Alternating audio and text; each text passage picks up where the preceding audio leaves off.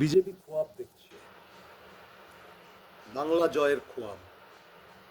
টেলিভিশনের চ্যানেলে বসে টেবিলে চাপড় মেরে বড় বড় কথা বলছে।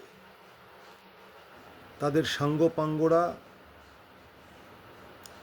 10 দিক মুখরিত করছে, জিতে গেছি জিতে গেছি জিতে গেছি। কিন্তু বাস্তবের মাটিটা কি এত সহজ? বাস্তবের মাটি তো এত সহজ নয়। বিজেপির ষড়যন্ত্রে 1,25,00,000 মানুষের নাগরিকত্ব আজকে প্রশ্নের মুখে। ভোটাধিকার হারিয়েছেন তারা। ভোটাধিকার না থাকলে কি নাগরিক থাকা যায়?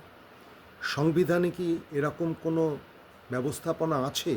সম্ভবত নেই। তাহলে যারা ডিলিটেড হয়ে গেলেন ভোটার তালিকা থেকে, যারা বিচারাধীন বিবেচনাধীন রইলেন, এই 1,25,00,000 মানুষ মানে 4 জনের পরিবার যদি আমরা ধরি, তাহলে অন্তত 4-5 কোটি মানুষ এফেক্টেড হলো। ছাড় পাবে বিজেপি? ছাড় পাবে না। বিজেপির নেতারা খোয়াব দেখতেই পারেন। দার্জিলিং থেকে ডায়মন্ড হারবার দখল, পুরুলিয়া থেকে নাকাশিপাড়া, মুর্শিদাবাদ থেকে মেদিনীপুর সব দখল হয়ে গেছে। খোয়াব দেখতেই পারেন। খোয়াবের পোলাওয়ে ঘি ঢালার কোনো নিষেধাজ্ঞা এখনো পর্যন্ত কেউ জারি করেনি। খোয়াব তারা দেখতেই পারে।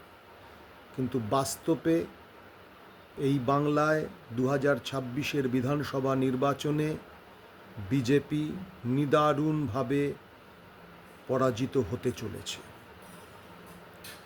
মানুষ ভোট দেবে না তাদের। ভেবে দেখুন, যে বাবা ভোটাধিকার হারিয়েছেন, কিন্তু তার সন্তান এবং সেই সন্তানের মায়ের, অর্থাৎ যিনি ভোটাধিকার হারিয়েছেন তার স্ত্রীর ভোটাধিকার আছে, এরা দুজন বিজেপিকে ভোট দেবেন তো?